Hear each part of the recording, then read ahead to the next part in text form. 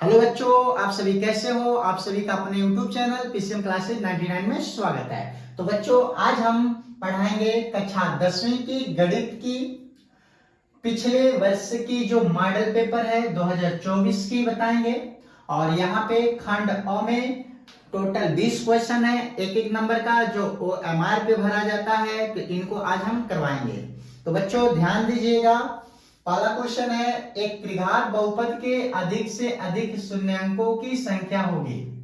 तो बच्चों यहाँ पे कह रहा है त्रिघात बहुपद की, ठीक है, अधिक से अधिक शून्यंकों की संख्या होगी। तो यहाँ पे हम समझ लेते हैं, अगर बहुपद एक घात का होगा, जैसे यहाँ पे x + 1, ठीक है, यहाँ पे बहुपद पे कितने घात है, एक, ठीक है ना, रेखीय बहुपद है।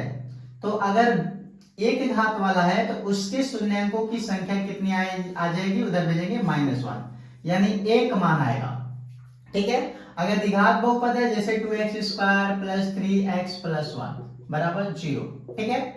तो अगर त्रिघात बहुपद है, ठीक है, तो उसकी शून्यंकों की संख्या 2 आएगी। हमारा ऐसे यहाँ पे x के 2 मान निकलेंगे, ठीक है ना, x के 2 मान निकलेंगे अल्फा बीटा, कोई दिक्कत नहीं। लेकिन यहाँ पे तो त्रिघात कह रहा है, तो त्रिघात में जैसे यहाँ पे ले लेंगे 2x³ + 3x² + 4x + 5 = 0। तो बच्चों यहाँ पे घात की संख्या कितनी है, 3, यानी त्रिघात बहुपद है।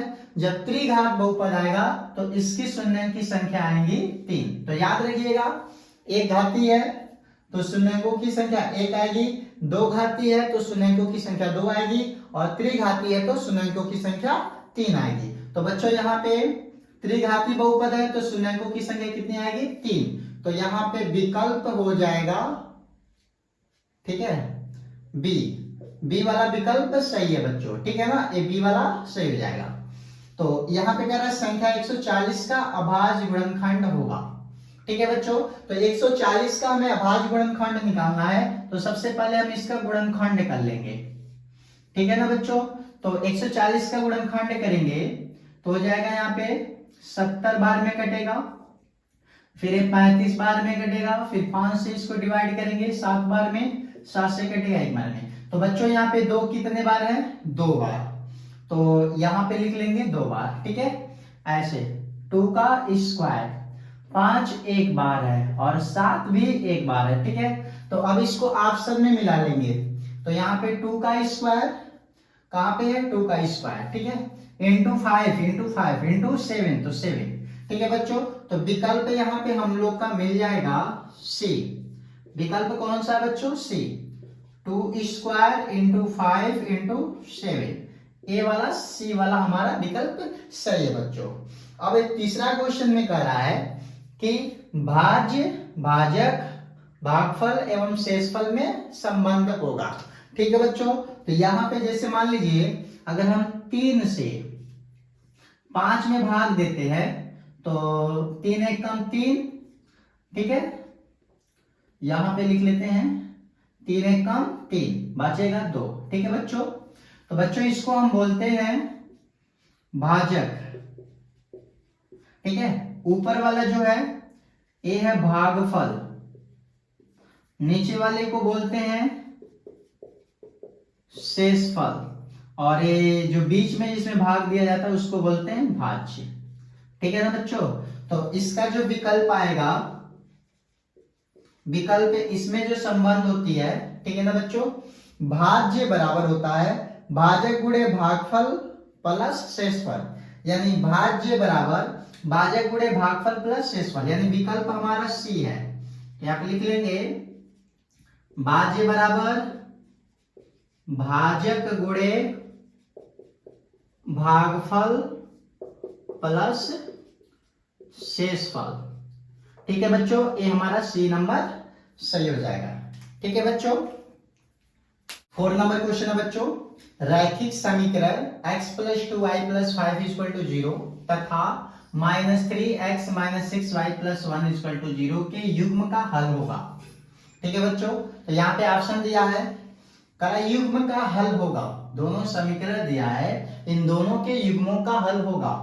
तो करा अद्वितीय हल होगा, दो हल होंगे, अपरिमित रूप से अनेक हल होगा, उपयुक्त में से कोई नहीं।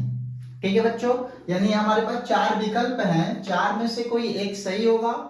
अब कौन से हैं, क्वेश्चन को सॉल्व करेंगे तब पता चलेगा। ठीक है बच्चों, तो बच्चों यहाँ पे हम सबसे पहले हम समझ लें अद्वितीय हल, दो हल, अपरिमित रूप से अनेक हल, उपयुक्त में से कोई हल नहीं के लिए कंडीशन क्या होता है। ठीक है बच्चों, तो यहाँ पे सबसे पहले हम देख लेते हैं दो समीकरण a1x b1y plus c1 equal to 0, a2x plus b2y plus c2 equal to 0, समीकरण नंबर 1 और समीकरण नंबर 2। ठीक है, तो इसमें क्या होता है, अगर a1 बटा a2 b1 बटा b2 के बराबर नहीं है, अगर कंडीशन फॉलो किया a1 बटा a2 b1 बटा b2, अगर ये दोनों बराबर नहीं है तब ये होगा अद्वितीय हल, अद्वितीय हल होगा। ठीक है बच्चों, अगर ये वाला कंडीशन फॉलो करता है तो अद्वितीय हल होगा, पहला कंडीशन। दूसरा कंडीशन में अगर तीनों बराबर हो, a1 बटा a2 b1 बटा b2 और c1 बटा c2, अगर a1 बटा a2 b1 बटा b2 c1 बटा c2 अगर तीनों बराबर है तो अपरिमित रूप से अनेक हल होंगे। ठीक है ना, अपरिमित रूप से अनेक हल होगा। ठीक है बच्चों, अगर तीनों बराबर है तो अपरिमित रूप से अनेक हल होगा। और एक कंडीशन और हमारे पास, अगर a1 बटा a2 b1 बटा b2 के बराबर हो लेकिन c1 बटा c2 के बराबर नहीं है तो इसका कोई हल नहीं है, कोई हल नहीं है।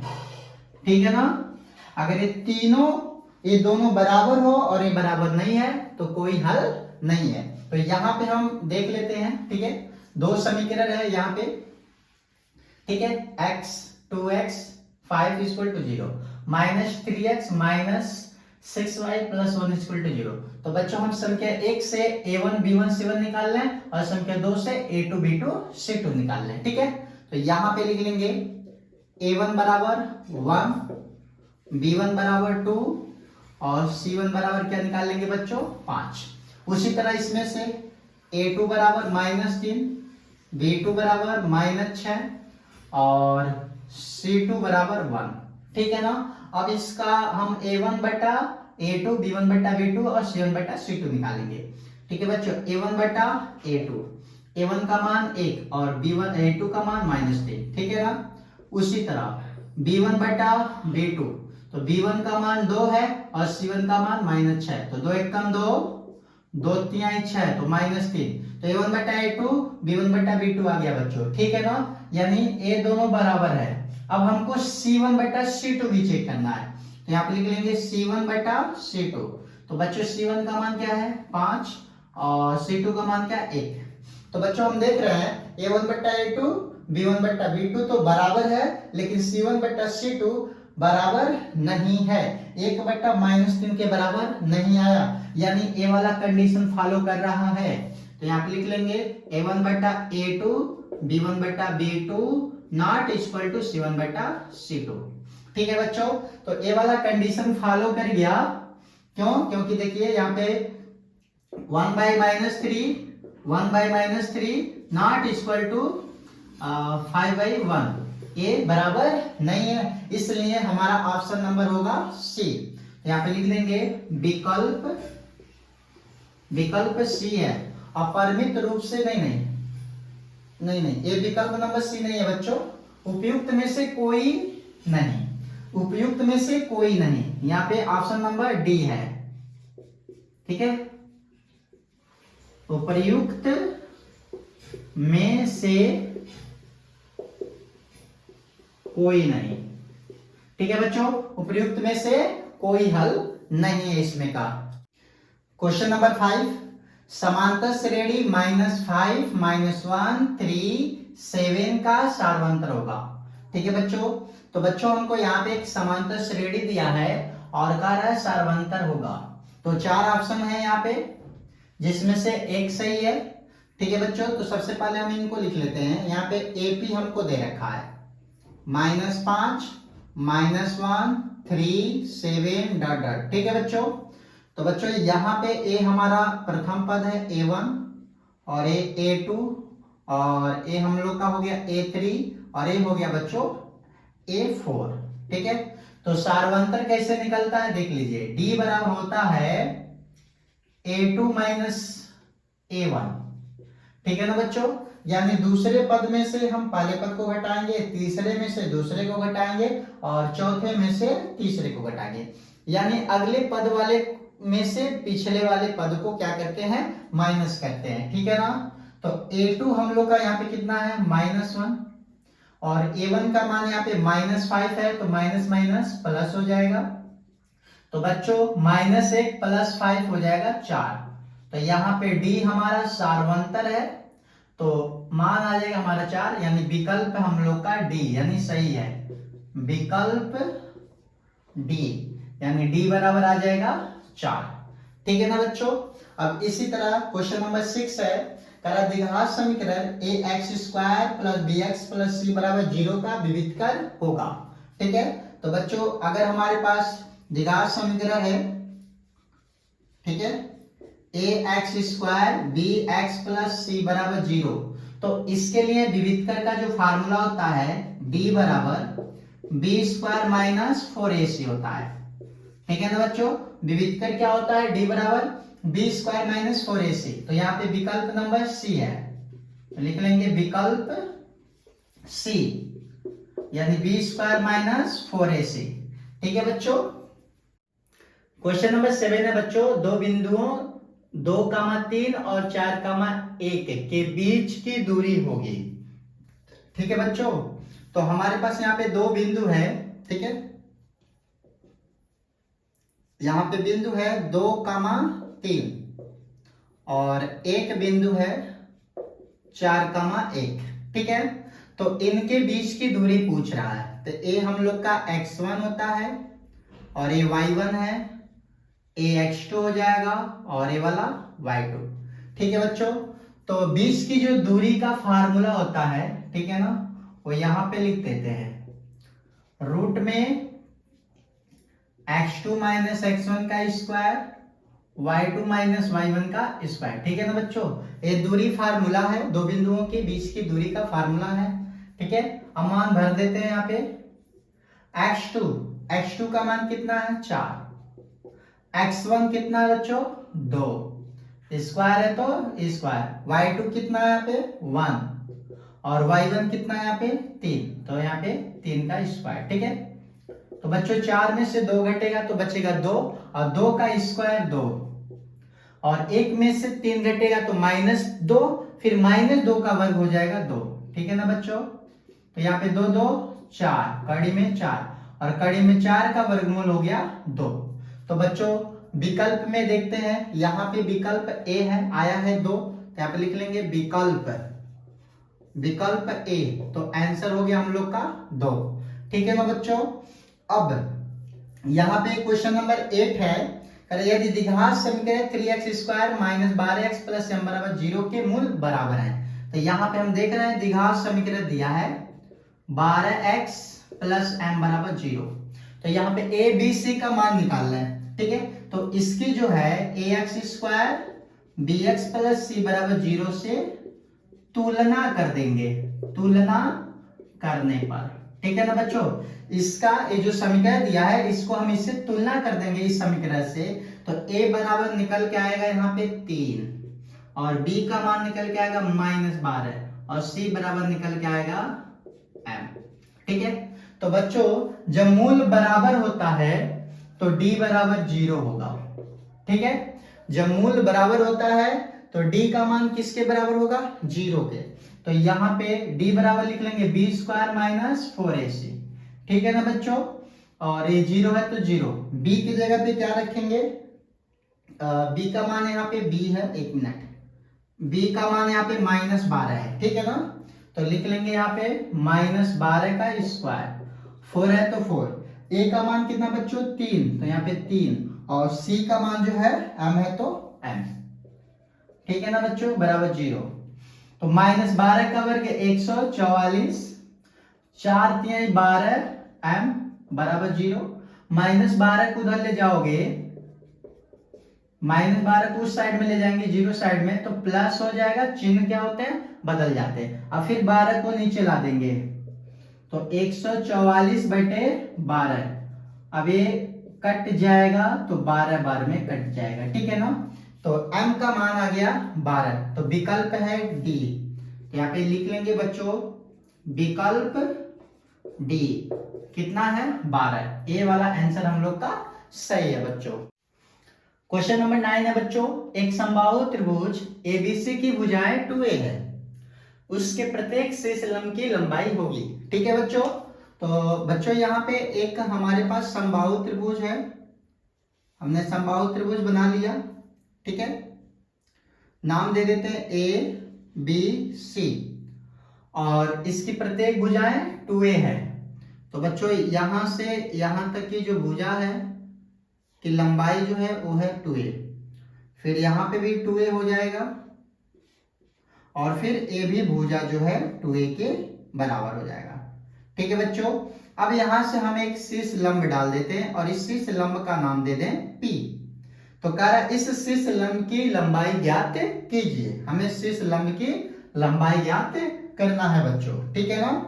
तो बच्चों यहाँ पे ध्यान दीजिएगा, देखिए ये BC हमारा 2a है, और यहां से इसके शीर्ष लंब से हमने एक इसके शीर्ष से इस भुजा BC पर लंब डाला है, तो इससे 2a को 2 बराबर भागों में बांटेगी, तो ए वाला भुजा a हो जाएगा और ये भी क्या हो जाएगा, इतना a, यानी 2a को 2 बराबर भागों में बांटेगा, a और a में बांट देगा। तो बच्चों ये शीर्ष लंब है तो 90 अंश का कोण बनाएगा, इसलिए APC जो है चाहे APB जो है हमारा समकोण त्रिभुज बनाएगा। तो इसमें अगर हम पाइथागोरस प्रमेय लगा दें तो हमारा AP का मान निकल जाएगा। तो लिखेंगे त्रिभुज APC में पाइथागोरस प्रमेय से, ठीक है बच्चों। तो हमने APC में पाइथागोरस प्रमेय लगाया। फार्मूला है कर्ण स्क्वायर बराबर लंब स्क्वायर प्लस आधार स्क्वायर, ठीक है बच्चों। कर्ण यहाँ पे कितना है 2a, तो यहाँ पे लिख लेंगे 2a स्क्वायर। लंब कितना है बच्चों AP, तो यहाँ हो जाएगा AP स्क्वायर। आधार यहाँ पे है a, तो यहाँ पे लिख लेंगे a स्क्वायर, ठीक है बच्चों। तो बच्चों यहाँ पे 2a का वर्ग 4a स्क्वायर, AP का AP स्क्वायर, और a है तो a स्क्वायर। अब इस a को हम इस साइड में लाएंगे, तो यहाँ पे हो जाएगा 4a स्क्वायर, a को इधर लाएंगे -a स्क्वायर, और यहाँ पे हो जाएगा AP स्क्वायर, ठीक है। तो बच्चों AP स्क्वायर को मैं पहले लिख लिया, 4a स्क्वायर में से -a स्क्वायर को घटाएंगे तो हो जाएगा यहाँ पे 3a स्क्वायर, ठीक है बच्चों। तो बच्चों अब यहाँ पे स्क्वायर हटाएंगे तो ये रूट में चला जाएगा, √3a स्क्वायर, और AP बराबर √3 किसी का वर्गमूल नहीं होता है तो अंदर ही रहेगा, और a है तो a को बाहर, ठीक है। अब या करके इसी को हम ऐसे भी लिख सकते हैं, AP बराबर a√3। तो बच्चों विकल्प में C नंबर है हमारा, ठीक है, a√3, तो यहाँ हो जाएगा विकल्प C, ठीक है ना, विकल्प C a√3। तो विकल्प C पे हम क्या करेंगे, ट्रिक लगा देंगे, ठीक है ना, ओके। निम्नलिखित सारणी का माध्य होगा, ठीक है बच्चों। हमें क्वेश्चन नंबर 10 में माध्य ज्ञात करना है। वर्गांतराल दिया है, बारंबारता दिया है और 4 ऑप्शन है, ठीक है ना। तो बच्चों हम इसको सॉल्व कर लेंगे, बहुत ही सिंपल है। देखिए सबसे पहले हम लिख लेंगे यहाँ पे वर्ग अंतराल, ठीक है, ये हमने लिखा वर्गांतराल, और इधर क्या हो जाएगा बारंबारता, इसको FI से लिखते हैं। जब भी वर्ग अंतराल दिया है तो हम मध्य बिंदु XI निकालेंगे, फिर बारंबारता और XI का गुणा कर देंगे, FI × XI, ठीक है ना बच्चों। चलिए मान को निकाल लेते हैं यहाँ पे, 1 से 5 और 3 से 5 5 से 7, 7 से 9, 9 से 11, ठीक है ना। हमको इतना 9 से 11 दे रखा है, ठीक है बच्चों।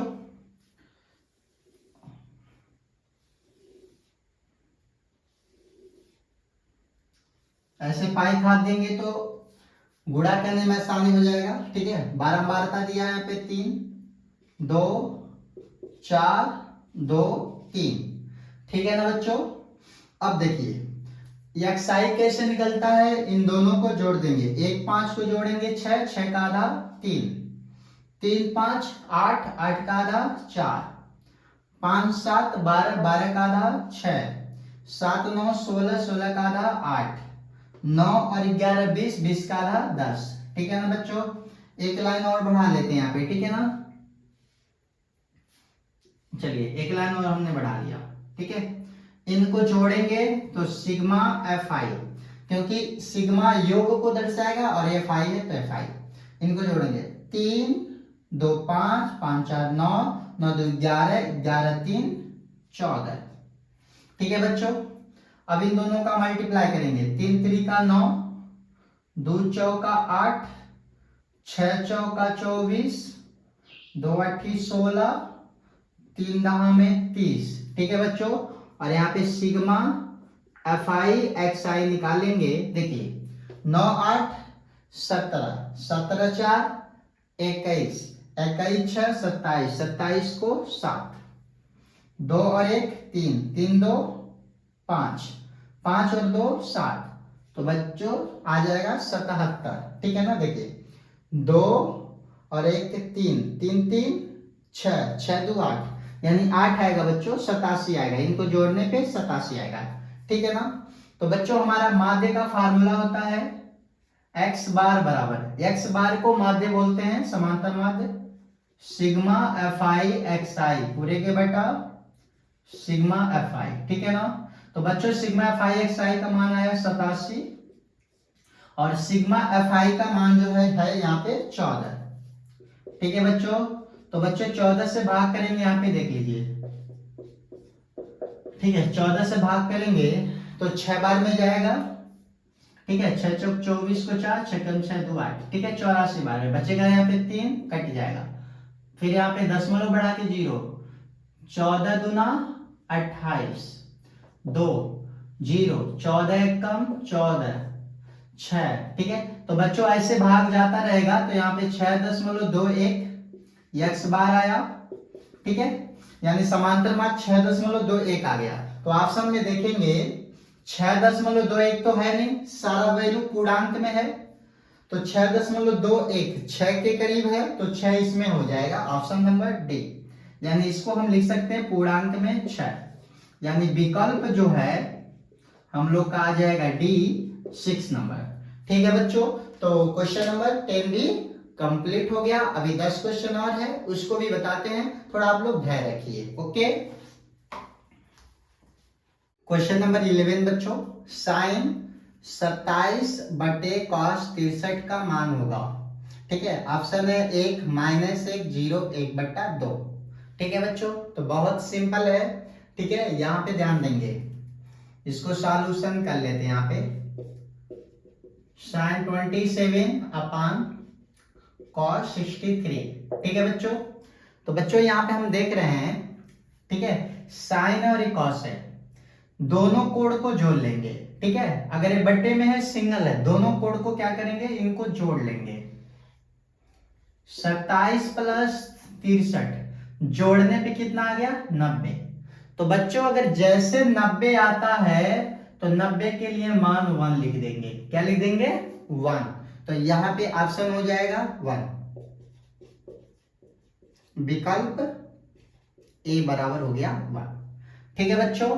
क्वेश्चन नंबर 2, इसको भी सॉल्यूशन कर लेंगे। कॉस ए बराबर कड़ी में 3 अपान 2, तो हमें साइन 2a का मान निकालना है, तो बच्चों हमें a का मान निकालना है, फिर यही पे मान भर देंगे, आंसर यहां से आ जाएगा, ठीक है। तो यहाँ पे कॉस a बराबर, तो अब हम देखेंगे कॉस में कितने अंश का मान होता है, कड़ी 3/2, ठीक है बच्चों। तो यहाँ पे cos 30 अंश का मान होता है कड़ी में 3/2। तो यहाँ पे cos से cos कटेगा, बचेगा a बराबर 30। ठीक है बच्चों, तो अब हमें sin 2a का मान चाहिए, तो यहाँ पे लिख लेंगे sin 2a, यानी sin 2a, a की जगह पे क्या रखेंगे 30।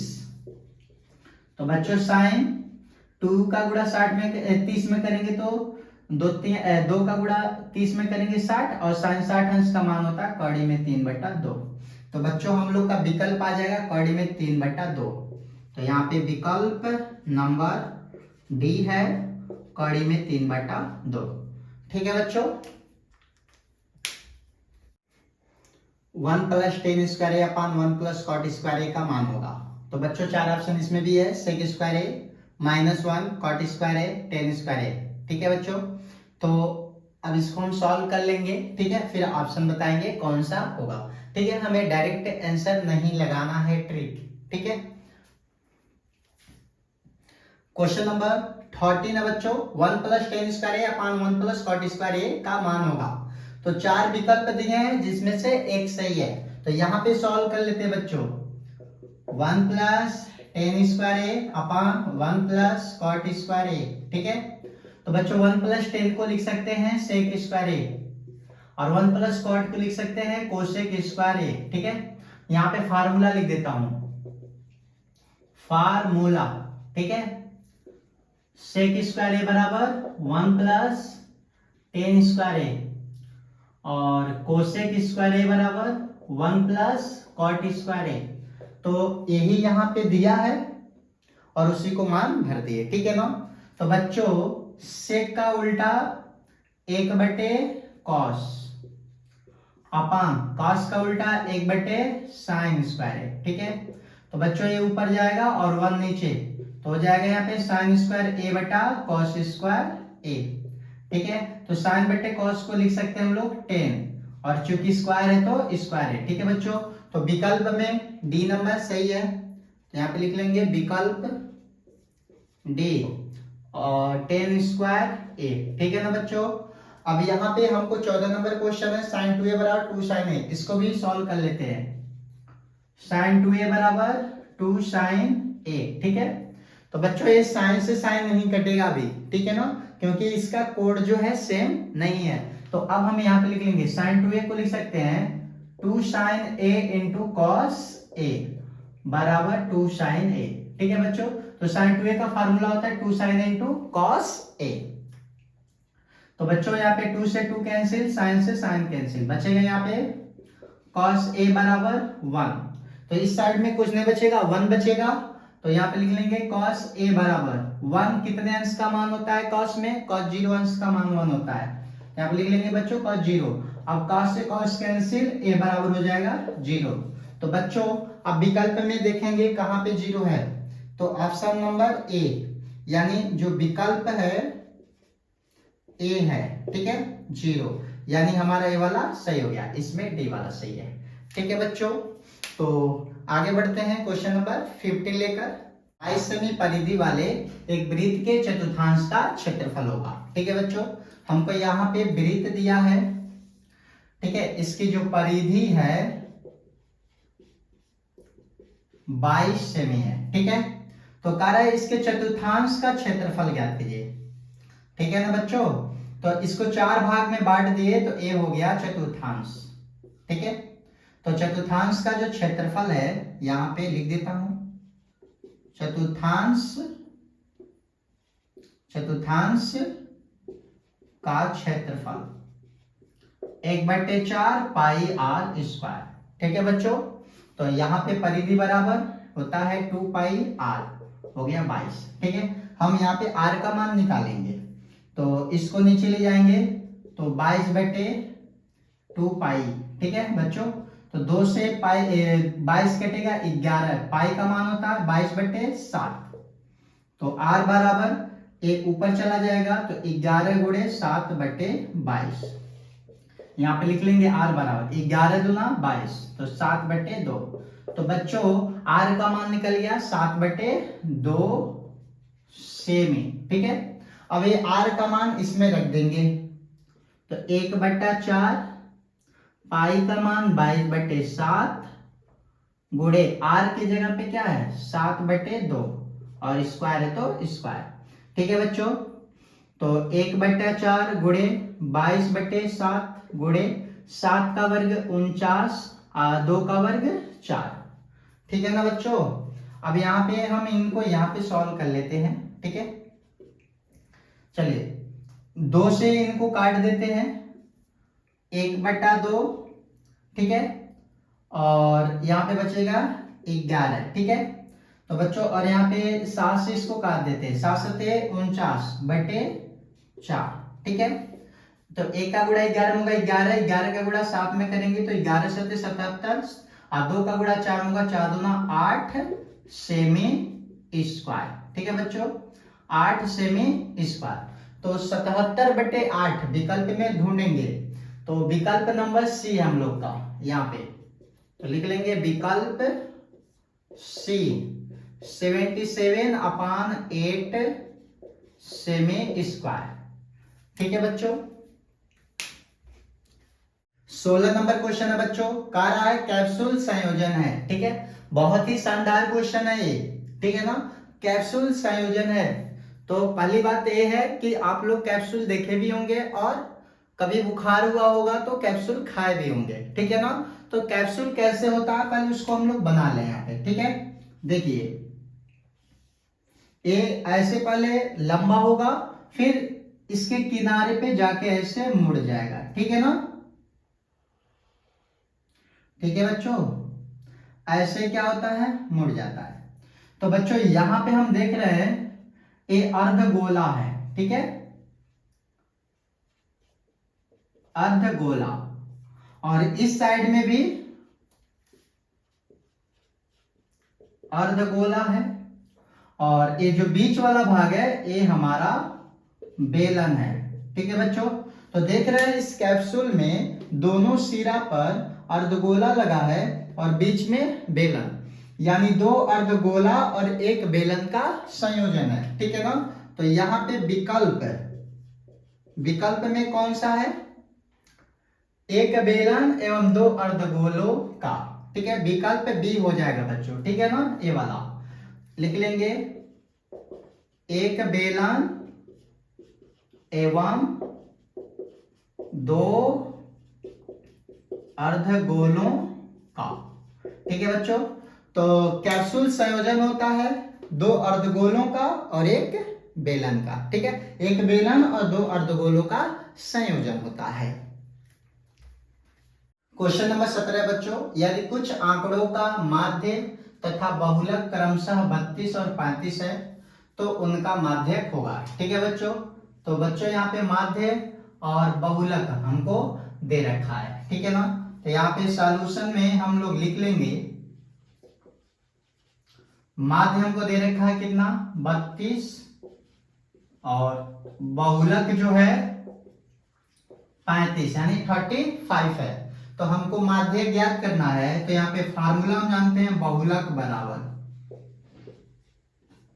बराबर 3 गुणे माध्यक माइनस 2 गुणे माध्य। ठीक है बच्चों, तो बच्चों यहाँ पे बहुलक का मान कितना है 35 और 3 गुणे माध्यक, हमको माध्यक निकालना है इसलिए इसको नहीं छेड़खानी करेंगे। 2 गुणे माध्य हमको दिया है यहाँ पे 32। ठीक है ना बच्चों, यहाँ हो जाएगा 35 बराबर 3 गुणे माध्यक माइनस 2 का गुणा 32 में होगा तो 32 दूना 64। अब 64 को हम इस साइड में लेकर आएंगे तो 35 प्लस 64 बराबर 3 गुणे माध्यक। ठीक है, अब इन दोनों को जोड़ लेंगे तो 99 गुणे बराबर 3 गुणे माध्यक। ठीक है बच्चों, तो बच्चों अब यहाँ पे हम क्या करेंगे 3 को नीचे ला देंगे। ठीक है, तो यहाँ हो जाएगा माध्यक बराबर 99/3। लास्ट स्टेप माध्यक बराबर 3 से कटेगा तो 33 यानी, तो बच्चों यहाँ पे माध्यक जो है 33 है, तो यहाँ पे जो विकल्प नंबर है डी, यानी डी हम लोग का सही हो जाएगा, विकल्प डी। कितना है 33। ये हम लोग का क्या है उत्तर। ठीक है बच्चों। क्वेश्चन नंबर 18 है बच्चों, निम्नलिखित बारंबारता सारणी का बहुलक वर्ग है। ठीक है बच्चों। तो बच्चों यहाँ पे हम बहुलक जब भी देखेंगे वर्ग अंतराल में, तो जो बारंबारता होगा उसको देखना। सबसे अधिक बार कौन है 19, यानी सबसे बड़ा वैल्यू कौन है 19, और 19 के सामने कौन है 15 20। ये हमारा बहुलक वर्ग है, यहाँ पे लिख लेंगे बहुलक वर्ग। ठीक है बच्चों, 15 20। ठीक है, तो ऑप्शन में 15 20 कहां पे है, कौन से नंबर पे, बी नंबर पे है। ठीक है ना, तो ये हो जाएगा विकल्प बी बराबर 15 - 20, यानी विकल्प बी जो है 15 20, यानी सेकेंड नंबर हमारा क्या हो गया बच्चों, सही हो जाएगा। 19 नंबर क्वेश्चन है बच्चों। प्रश्न में कह रहा है दो पासों को एक साथ उछालने पर दोनों पासों पर प्राप्त संख्याओं का योगफल 10 होने की प्रायिकता होगी। ठीक है बच्चों। तो बच्चों यहाँ पे हम दो पासा ले लेते हैं। ठीक है, ठीक है, दो पासा हमने ले लिया, दो पासा हमने बनाया है इस पे। ठीक है, पाला एक है, 2 3 4 5 6, नहीं 4, और यहाँ पे 1 2 3 4 5, 1 2 3 4 5 6। ठीक है बच्चों, 1 2 3 4 5,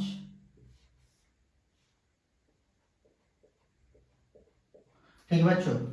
तो हमने यहाँ पे दो पासा ले लिया, ये फर्स्ट है और ये सेकेंड है।